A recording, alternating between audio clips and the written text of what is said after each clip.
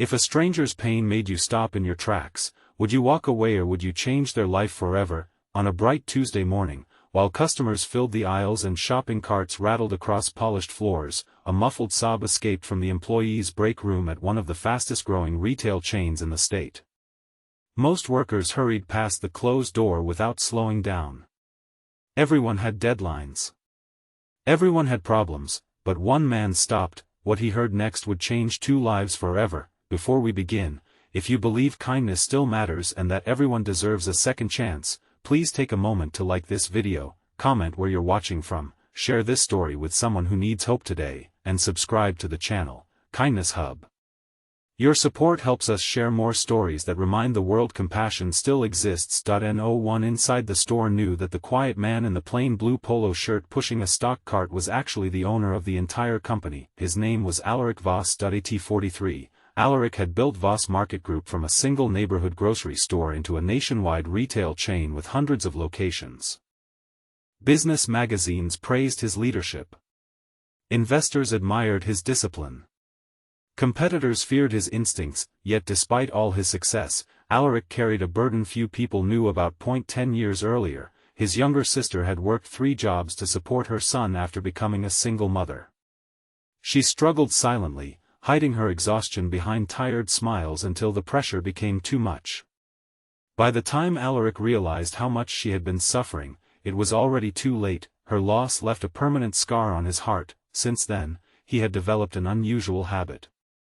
Every few months, he visited one of his stores undercover, not to catch employees making mistakes, not to test loyalty. He wanted to understand what life actually felt like for the people wearing his company badge. That morning, he had arrived before sunrise under the name Eric, posing as a temporary stock assistant assigned to help with inventory. The store manager, Lenora Pike, barely glanced at him during orientation. She was overwhelmed by staffing shortages and rising customer complaints. The new cashier stood quietly near the back of the room, her name tag read, Maris Hale. She couldn't have been older than 26, she looked exhausted, her dark hair was pulled into a simple ponytail, and shadows beneath her eyes suggested she hadn't slept properly in weeks.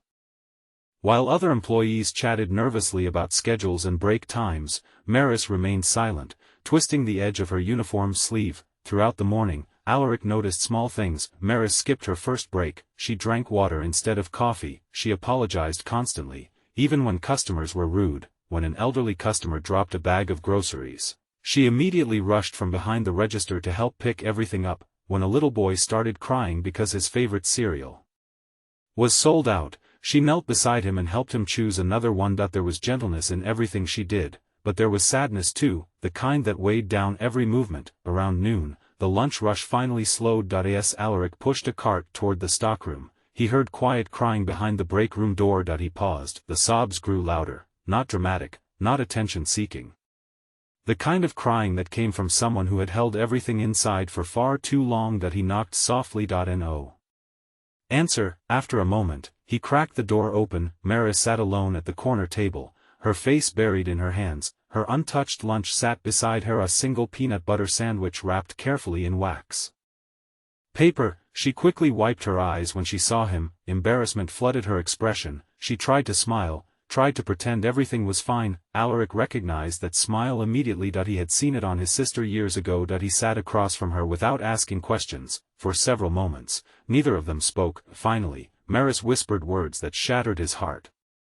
She said she didn't know how she was going to make it through the week, not because she disliked the job, not because the work was difficult, she simply couldn't afford to survive. 3 months earlier, her mother had suffered a severe stroke, medical bills piled up quickly. Her younger brother had dropped out of college to help care for their mother during the day, while Maris worked every shift she could find. They had already sold furniture, cancelled internet service, skipped meals. Last night, their landlord had left a notice on the apartment door. If they couldn't pay the overdue rent within 5 days, they would lose their home. Maris had accepted the cashier position because she believed steady work would help them recover, but payroll didn't begin until the following week. She had less than $20 in her bank account, and that morning, she had discovered her mother's medication needed refilling. She wasn't crying because life was unfair, she was crying because she had run out of options. As sunlight spilled through the small break room window, Maris apologized repeatedly for being emotional. She worried someone would think she wasn't strong enough for the job. Alaric listened quietly. He didn't reveal who he was. Instead,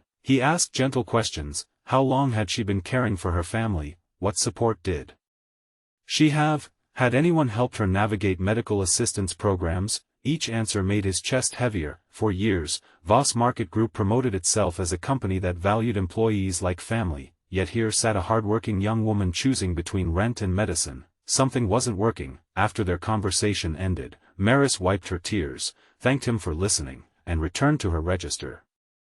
Despite everything weighing on her shoulders, she greeted every customer with kindness. She never complained, never slowed down, never let her pain spill onto anyone else. That afternoon, Alaric observed more closely. He noticed the outdated employee assistance posters hidden behind supply shelves. He discovered supervisors rarely explained emergency benefits to new hires. He learned most workers didn't even know hardship grants existed. Policies created with good intentions had become buried beneath paperwork and bureaucracy. People who needed help most couldn't access it. As his undercover shift ended, Alaric sat alone in his car for nearly an hour. He thought about his sister. He thought about all the employees carrying invisible burdens, and he thought about Maris, forcing herself to smile while wondering if her family would have a roof over their heads next week. The next morning, the entire store received an unexpected message: mandatory staff meeting, attendance required. Employees gathered anxiously near the front registers. Whispers spread across the room. Some feared layoffs, others worried about poor sales numbers. Maris stood quietly near the back. She looked even more exhausted than the day before.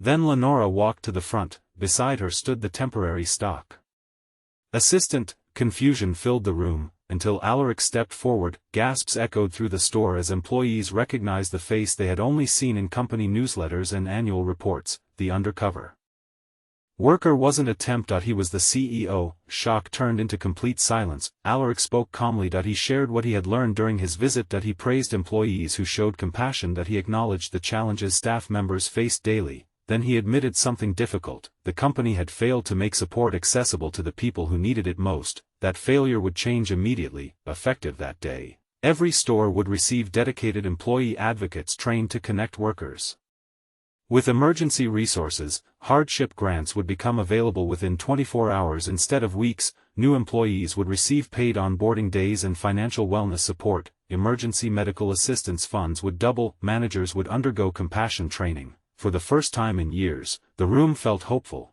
Then Alaric turned toward Maris. Tears filled her eyes before he even spoke. He told her she had reminded him why he built the company in the first place: not for profits, not for recognition, but for people. He informed her that her family's overdue rent had been covered through the emergency assistance program. Her mother's medication expenses would be fully supported for the next year. Her brother would receive access to educational grants if he wished to return to college, and because of the kindness, resilience, and compassion she had shown despite her circumstances, she was being offered a new position in the company's community outreach department once she felt ready. Maris covered her mouth as tears streamed down her face. For the first time in months, they weren't tears of fear.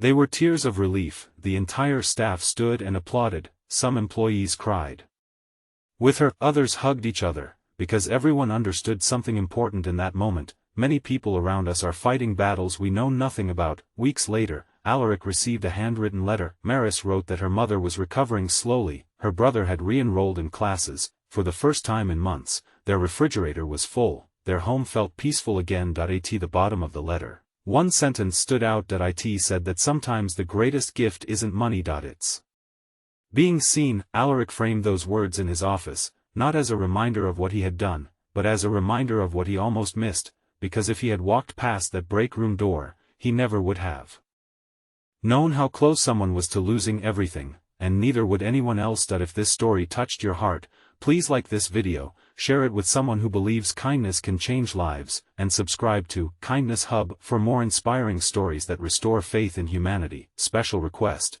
comment below with one act of kindness someone showed you when you needed it most, because your story might become the hope someone else is searching for today. Remember, we rarely know what another person is carrying behind their smile. A little patience can save someone's dignity. A little compassion can restore someone's hope, and sometimes, stopping to listen for just a few minutes can change a life forever.